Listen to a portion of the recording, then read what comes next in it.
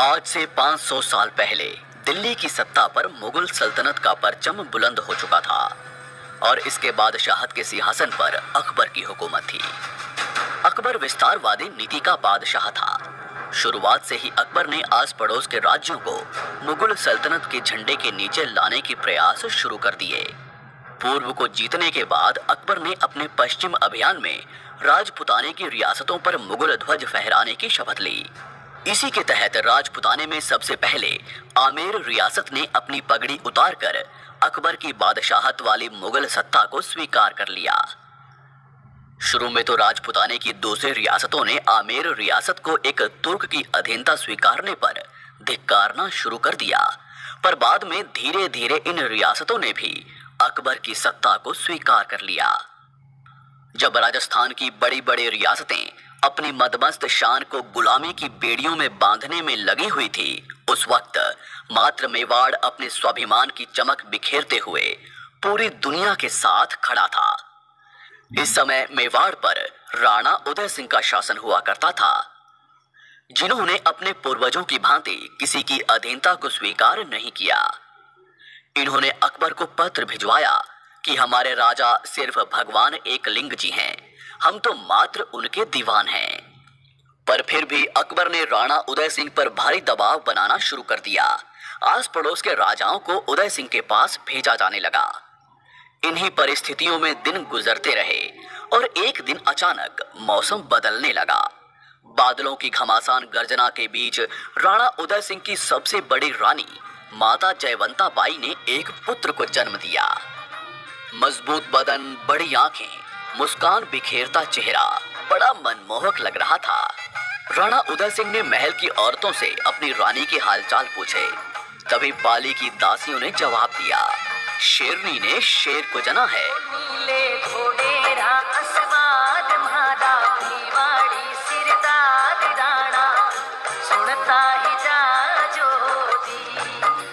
राणा पुत्र पाकर बड़े खुश होने लगे। वे कभी राणा कुंभा के बनाए विजय स्तंभ को देखने दौड़ते, तो कभी बप्पा रावल की तलवार को प्रणाम करने। सरदारों ने पूछा, हुकुम, कुंवर जी का नाम क्या होगा? राणा शांत होकर बोले, जिस तरह सूरज अपनी चमक से धरती को रोशन करता है, उसी तरह मेरा पुत्र अपने शौर्य के प्रताप से मेवाड़ को रोशन करेगा। अतः इसका नाम प्रताप होगा, कुंवर प्रताप सिंह सिसोदिया। माता जयवंता बाई कृष्ण भक्त थी। उन्होंने शुरू से ही कुंवर प्रताप को भगवान कृष्ण और महाभारत की युद्ध कलाओं का ज्ञान दिया। रानी जयवंता बाई कुंवर प्रताप को बताती कि किस तरह उनके दादा राणा सांगा ने अपनी तलवार की धार से दिल्ली की बादशाहत को रक्त से नहलाया, किस तरह उनके परदादा बप्पा रावल का शौर्य के रक्त में नहाया हुआ कलेजा जब अरब की धरती पर गरजा, तो आने वाले 400 सालों तक कोई भी विदेशी भारत की तरफ आंख उठाने की हिम्मत नहीं कर पाया। सिसोदिया वंश के इस अतीत को सुनते हुए प्रताप बड़े होने लगे। समय आने पर उनको गुरुकुल भेज दिया गया, जहां प्रताप सुबह का समय गुरुकुल में बिताते, दोपहर के समय वे भीलों की बस्तियों में चले जाते। शाम होते होते प्रताप लोहारों के गांवों में निकल जाते। उनको हथियार बनाने की कला सीखने में जाने पर प्रताप सबके चहेते बन गए। भीलों ने उनको कीका कहकर बुलाया, तो वहीं लोहारों ने उनको अपना राजा मानना शुरू कर दिया। कुंवर प्रताप बचपन से ही वीर, स्वाभिमानी और हठी स्वभाव के थे। उनका शरीर सामान्य बच्चों से कई गुना मजबूत था। उन्होंने छोटी सी उम्र में ही अफगानियों की बस्ती पर धावे बोलने शुरू कर दिए। मेवाड़ से होकर गुजरने वाली मुगल सेना पर वे गुलेल से हमला कर देते। कुंवर के इन कारनामों को देखते हुए सबको लगने लगा था कि बड़े होने पर वे महापराक्रमी योद्धा बनेंगे और प्रताप ही भविष्य में मेवाड़ के राणा बनेंगे। उदय सिंह जी की कई रानियां भी थी, जिनसे उनको कुल 33 संतानें थी, पर उदय सिंह जी की सबसे प्रिय रानी थी धीरबाईसा। इनकी बात को राणा उदय सिंह अधिक महत्व देते थे। इन्हीं के कहने पर राणा उदय सिंह जी ने इनके पुत्र जगमाल को मेवाड़ का भावी राणा घोषित कर दिया। शास्त्रों के अनुसार सदैव बड़ा पुत्र ही राजा बनता है, पर सागर जैसे विशाल हृदय वाले कुंवर प्रताप ने पिता के इस आदेश को मानते हुए छोटे भाई जगमाल को राजसत्ता देना स्वीकार कर लिया। किंतु सभी सामंत, सरदार और राज्य की जनता ने उदय सिंह के फैसले पर विरोध किया। वे कुंवर प्रताप को ही अपना राणा मानते थे। समय के साथ राणा उदय सिंह का स्वास्थ्य बिगड़ने लगा और सन 1572 आते आते उनका स्वर्गवास हो गया। उनके अंतिम संस्कार में कुंवर प्रताप सहित मेवाड़ का प्रत्येक व्यक्ति आया, पर कुंवर जगमाल इस समय महल में अपना राज्याभिषेक करवा रहा था। ऐसी संकट की घड़ी में जगमाल के अपने पिता के अंतिम संस्कार में उपस्थित न होने के कारण सभी सरदारों ने यहीं गोगुंता की पहाड़ियों पर रक्त से मेवाड़ के असली हुक्म श्री कुंवर प्रताप का राज्याभिषेक कर दिया। सरदार रावत कृष्णदास चुंडावत ने राणा प्रताप की कमर में तलवार बांधते हुए ललकार लगाई, मेवाड़ मुकुट केसरी कुंवर प्रताप सिंह आज से मेवाड़ के राणा हैं। यहीं से राणा प्रताप ने अपने सरदारों के साथ कुंभलगढ़ की तरफ कूच किया। राणा के आने की खबर सुनकर छोटा भाई जगमाल राजगढ़ी छोड़कर अकबर की शरण में भाग गया, जिसके बाद साल 1573 को कुंभलगढ़ की राजगद्दी पर वीर शिरोमणि महाराणा प्रताप का विधिवत रूप से राज तिलक कर दिया गया। कौन है ये महावीर जिसे दुनिया ने मेवाड़ मुकुट हिंदुआ सूरज के नाम से नवाजा? मेवाड़ की राजगद्दी पर बैठने वाले महाराणा प्रताप एक ही वार में घोड़े सहित दुश्मन को काट डालते थे। वो परम स्वाभिमानी शिव भक्त थे, जिनके नाम से ही दिल्ली की बादशाहत कांप जाया करती थी। उन्होंने जंगलों में रहना स्वीकार कर लिया, पर कभी अकबर की गुलामी स्वीकार नहीं की। 72 किलो का भाला, 81 किलो के छाती कवच और 208 किलो के भारी वजन के साथ महाराणा युद्ध भूमि में निकलते, जिनके रौद्र रूप को देख सामने वाला दुश्मन अपना रास्ता पलट देता। हल्दी घाटी के युद्ध में विशाल मुगल सेना को जबरदस्त टक्कर दी। दिवेर के युद्ध में मुगल सत्ता को घुटनों पर ले आए। अपनी छापामार युद्ध नीति के दम पर मेवाड़ को फिर से आजाद करवाकर केसरिया ध्वज लहरा दिया।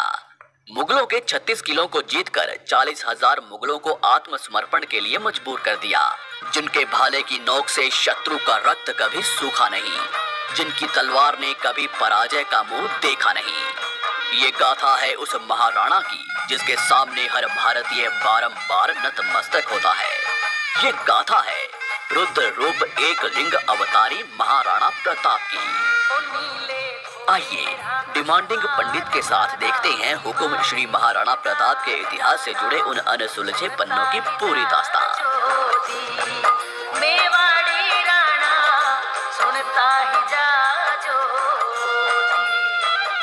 फरवरी 1572 को महाराणा हुकुम ने मेवाड़ की राजगद्दी संभाली। इस समय मेवाड़ की स्थिति काफी खराब थी। पिता उदय सिंह जी के समय मुगलों के साथ हुए युद्ध में मेवाड़ की पूरी व्यवस्था बेहाल हो चुकी थी, खजाना खाली था और चित्तौड़ सहित मेवाड़ के बड़े भाग पर मुगलों का अधिकार हो चुका था और अकबर मेवाड़ के बचे हुए इलाके पर भी अपना अधिकार करना चाहता था। महाराणा प्रताप ने राजा बनते ही अपने समस्त सरदारों को बुलाया और उनसे कहा कि रघुकुल मान सदैव ऊंचा रहेगा। मेवाड़ की छाती पर लहराता मुगल ध्वज मेरा कलेजा चीर देता है। बहुत जल्द हवाओं का रुख बदलेगा। मेवाड़ पर केसरिया ध्वज पूरी शान से लहराएगा। मेवाड़ का भविष्य जरूर चमकेगा। मैं शपथ लेता हूँ, जब तक मेवाड़ को पूर्ण स्वतंत्र नहीं करवा लेता, तब तक मैं शांत नहीं बैठूंगा। राजमहलों में नहीं रहूंगा, पलंग पर नहीं सोऊंगा, सोने चांदी के बर्तनों में भोजन नहीं करूंगा। मेरे वीरों, स्वाभिमान की दहाड़ से हमारा टकराव अब विशाल फौजों से होगा। तैयार हो जाइए। सभी सरदारों ने प्रतिघात के स्वर में अपनी तलवारें लहराई। पूरा दरबार महाराणा प्रताप की जयकारों से गूंज उठा। इसी के साथ महाराणा प्रताप ने अपनी सेना को संगठित करना शुरू किया। उन्होंने मेवाड़ के भीलों के गांवों का दौरा किया। भील योद्धाओं को अपने साथ जोड़ना शुरू किया। लोहारों को हथियारों जाने लगा। महाराणा प्रताप द्वारा सेना निर्माण के समाचार दिल्ली के बादशाह अकबर तक पहुंचने लगे। अकबर ने भी राणा प्रताप को रोकने की पूरी तैयारियां शुरू की।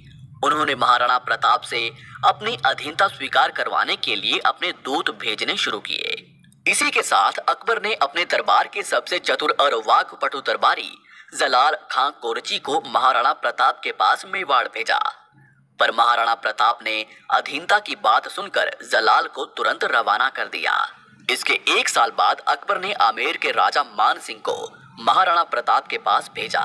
इस समय महाराणा प्रताप उदयपुर में थे। मान सिंह सीधा उदयपुर आ गया। महाराणा हुकुम ने मान सिंह का एक अतिथि की तरह सत्कार किया। महाराणा प्रताप उदय सागर झील तक मान सिंह का स्वागत करने के लिए आए। इस झील के सामने वाले टीले पर आमेर के राजा के लिए दावत की व्यवस्था की गई थी। भोजन तैयार हो जाने पर मान सिंह को बुलावा भेजा गया। महाराणा प्रताप ने अपने पुत्र अमर सिंह को अतिथि की सेवा के लिए लगा दिया, पर महाराणा प्रताप भोजन के लिए नहीं आए। मान सिंह द्वारा हुकुम के बारे में पूछने पर अमर सिंह ने बताया कि पिताजी को सर दर्द है, वे नहीं आ पाएंगे, आप भोजन करके विश्राम करें। मान सिंह ने भौहें तानते हुए कहा कि राणा जी से कहो कि उनके सर दर्द का कारण मैं समझ गया हूँ। मान सिंह ने राणा प्रताप के बिना भोजन स्वीकारने से मना कर दिया। तब राणा प्रताप ने उन्हें संदेश भेजा कि जिस राजपूत के संबंध एक तुर्क से हों, उनके साथ भला कौन राजपूत भोजन करेगा। अब मान सिंह जवाब देने की स्थिति में नहीं था, क्योंकि राणा प्रताप ने तो उन्हें बुलावा भेजा ही नहीं था। मान सिंह ने भोजन को छुआ तक नहीं, केवल चावल के कुछ कणों को जो अन्न देवता को अर्पण किए थे उन्हें अपनी पगड़ी में रखकर वहां से चला गया। घोड़े पर बैठकर मान सिंह ने राणा प्रताप से कहा कि दिल्ली की बादशाहत को अस्वीकार करना एक संघर्ष को चुनौती है। यदि आपकी इच्छा दुखों में रहने की है तो एक दिन आपकी इच्छा जरूर पूरी होगी। मान सिंह ने आंखें तानकर आगे कहा, मैं तुम्हारा अभिमान चूर्ण कर दूंगा, अगली मुलाकात युद्ध भूमि में होगी। राणा प्रताप ने उत्तर दिया, मैं प्रतीक्षा करूंगा। ऐसे ही अकबर ने महाराणा प्रताप के पास अपने 4 दूत भेजे, पर महाराणा प्रताप ने अकबर की अधीनता स्वीकार नहीं की। महाराणा प्रताप द्वारा अधीनता स्वीकार न करने पर सन 1576 में अकबर अपने सभी सेनापतियों के साथ अजमेर आ थमका। यहाँ अकबर ने मान सिंह को 1 लाख की विशाल मुगल सेना का सेनापति घोषित किया। 3 अप्रैल 1576 को मान सिंह विशाल मुगल फौज लेकर मेवाड़ विजय के लिए निकल पड़ा। 2 महीने चलने के बाद मान सिंह खमनोर नामक गांव में पहुंचा। महाराणा प्रताप के भील सिपाहियों ने अपने राणा को संदेश भिजवाया कि हुक्म मान सिंह असंख्य मुगल सेना को लेकर मेवाड़ की तरफ बढ़ रहा है। पर महाराणा प्रताप तो कब से अपनी तलवार की धार मजबूत कर ही रहे थे। वे भली भांति जानते थे कि युद्ध अवश्य होगा। इधर मान सिंह बनास की नदी के मैदानों में आ पहुंचा। मान सिंह ने यहाँ मोलेना गांव में अपना डेरा लगाया। दूसरी तरफ महाराणा हुकुम ने अपनी 20,000 की सेना के साथ उससे 6 मील सामने लोसिंग गांव में अपना पड़ाव डाला। विशाल मुगल सेना में राजपूत और मुगल थे, जबकि महाराणा प्रताप की सेना में राजपूत, भील पठान और लोहारों के गांवों के लोग थे। 18 जून 1576 को संसार के अनोखे युद्ध का आगाज हुआ। आकाश में घनघोर बादल थे और धीमी धीमी हवाएं चल रही थी। कभी कभी बिजली की तेज गड़गड़ाहट हो रही थी। इसी बीच मुगल सेना आगे बढ़ने लगी। तभी महाराणा प्रताप ने अपने हरावल दस्ते को शत्रु पर प्रहार करने के लिए आगे भेजा। हुकुम की हरावल सेना ने आगे बढ़ रही मुगल सेना के 3 हरावल दस्तों को पूरी तरह से नष्ट कर दिया। इस घनघोर हमले से घबराकर मुगल सेना का हरावल खेमा लूणकरण के नेतृत्व में भेड़ों के झुंड की तरह भाग निकला। अब मेवाड़ और मुगल सेना आमने सामने आ चुकी थी। तभी वीर विराट मेवाड़ मुकुट हिंदुआ सूरज महाराणा प्रताप ने युद्ध भूमि में प्रवेश किया। राणा श्री के युद्ध में आते ही मुगल खेमे में दहशत का माहौल फैल गया। महाराणा जिस ओर बढ़ जाते वहां शत्रुओं की लाशों के ढेर लग जाते। मुगलों ने पहली बार महाराणा प्रताप को देखा था, इससे पहले सिर्फ उनका नाम ही सुना था। बंदायूनी ने अपनी किताब में महाराणा प्रताप के संबंध में लिखा कि वो बहुत लंबे, मजबूत और ताकतवर थे। प्रताप हाथ में तलवार लेकर जब चलते थे तो ऐसा लगता था कि मानो आधी सेना को अकेले ही लेकर डूबेंगे। उनके चेहरे पर सदैव गुस्से की लकीरें चमकती रहती थी। युद्ध भूमि में शुरुआत से ही किसी मुगल सैनिक ने उनको छेड़ने की हिम्मत नहीं की। महाराणा प्रताप की सेना ने 3 घंटों में ही लाशों के ढेर लगा दिए। घबराई हुई मुगल सेना अरवली की घाटी की तरफ भागने लगी। मुगलों को भागते देख सेनापति मेहतर खां जोर जोर से चिल्लाने लगा, कि बादशाह सलामत अकबर विशाल सेना लेकर खुद युद्ध भूमि में आ रहे हैं।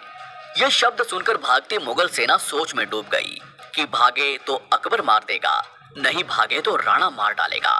महाराणा प्रताप अब मान सिंह को युद्ध भूमि में ढूंढने निकल पड़े, जिसने कहा था कि अगली मुलाकात युद्ध भूमि में ही होगी। तभी हुकुम ने देखा कि मान सिंह हाथी पर बैठा था। महाराणा प्रताप ने बड़े वेग से चेतक के अगले पैरों को मान सिंह के हाथी के मस्तक पर टिका दिया और अपने भाले से मान सिंह पर करारा प्रहार किया। पर मान सिंह अपने हाथी पर लगे हौज में छुपकर बैठ गया, पर राणा श्री के करारे वार से उसका महावत मारा गया। मान सिंह के हाथी की सूंड में एक तलवार लटकी हुई थी, जिससे चेतक का अगला पैर कट गया। इस समय तक महाराणा प्रताप के पैर में एक गोली लगी हुई थी।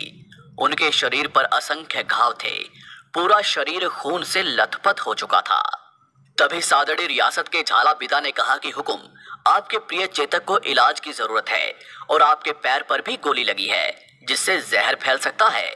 आप तुरंत वैद्य जी के पास जाएं। महाराणा प्रताप अपने घोड़े चेतक को अपने पुत्र की तरह प्यार करते थे। उन्होंने झाला पिता को मेवाड़ का राज छत्र दिया और बोले, सेना को पूरा नेतृत्व देना और स्वयं चेतक पर सवार